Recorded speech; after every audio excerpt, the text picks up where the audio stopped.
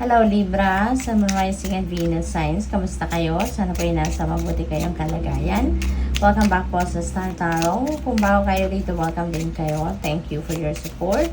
I truly appreciate it. God bless you all. Libra, maraming salamat po sa inyong mga likes and subscribes. At maraming salamat sa inyong mga heartwarming comments po na iniiwan sa ating mga videos. Thank you. Pauna mensahe ninyo, we have Page of Wands. Ayan. So, napakaganda. Nakatingin siya sa likod. No? Sa likod niya. Galing siya dyan. Papunta siya dito.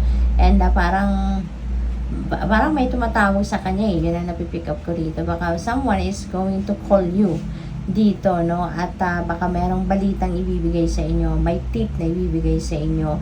And that could be related to something, no? Na maka-oportunidad, no? Ang sadya ng taong ito sa iyo, kaya kayo'y tinatawag. So expect, no, a call, expect a message dito na baka lalo na kung kayo ay naghahanap ng trabaho, naghahanap ng mapagkakakitaan, naghahanap kayo ng extra income, baka meron ditong magbigay ng tip sa inyo, or baka merong mag-offer sa inyo ng ganong oportunidad. Temperance is about patience, no? Patience. Kung nakikita ninyo nasa ano siya, parang naka-yoga pose siya sa ngayon, and that takes a lot of patience, no, for you to be able to finish kung ilang minuto ang dapat na nasa posisyon na ganyan, na hindi gumagalaw. So parang ganun din ngayon ang peg ninyo, Libra. There is a situation siguro dito na kailangan mong maghintay para makuha mo kung ano yung resulta, or kailangan mong magpasensya pa, no? Dahil hindi mo naman kung ano man ito, no, na hinihintay ninyo. This is beyond your control. Kaya dapat lang na magpasensya kayo, matuto kayong maghintay and practice more patience. Kasi dadating at dadating yan. Kung yan ay para sa iyo, kung yan ay best para sa iyo, dadating at dadating yan. Na wag nating madaliin, no? Kasi the more na mas lalo tayong nagra-rush, mas lalo tayong naiinip, mas lalong nagtatagal kung ano man ang hinihintay natin. We have the Magician. Ayan. So, this is good, no? This is manifestation energy. Ibig sabihin dito that you are manifesting something. Kung ano man yung gusto ninyong mangyari, ano man yung siguro minimithi ninyo, no, na mangyari sa buhay ninyo. Ito na yon. No, this is the time that you are going to manifest them. And this is the time that siguro you will have that opportunity. You will have that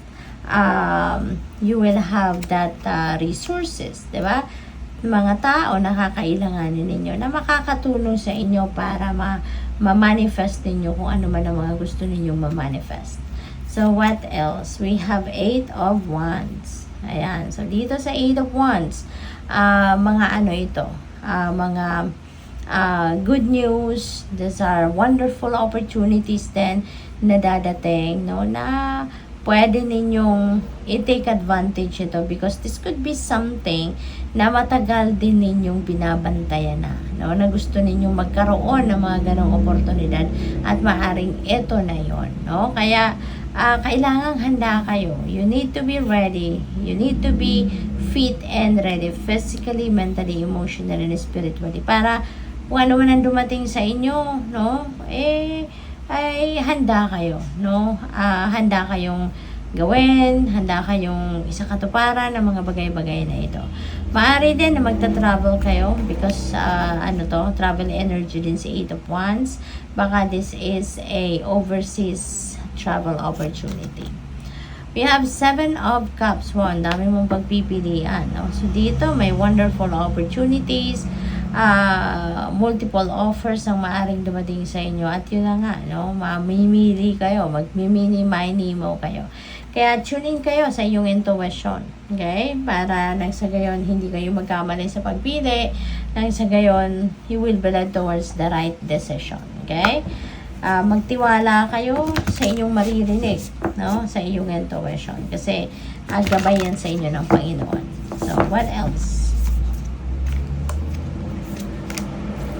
We have she's moonlight shy. Ayan. So, parang ang ano ninyo ngayon, sitwasyon ninyo, Libra, maybe you are connecting with the cosmos, maybe nagdadasal kayo sa Panginoon sa ngayon, baka nag-i-stargazing kayo, yung gano'n, baka nasa labas kayo ng bahay, at baka kayo ay nagmumuni-muni, nagninilay-nilay, nag-iisip, no? Nag-iisip. Kasi parang ano kayo dito you're taking a pause, no? Sa kung ano man ang inyong ginagawa, you're taking a pause and siguro, nag-aano kayo ngayon,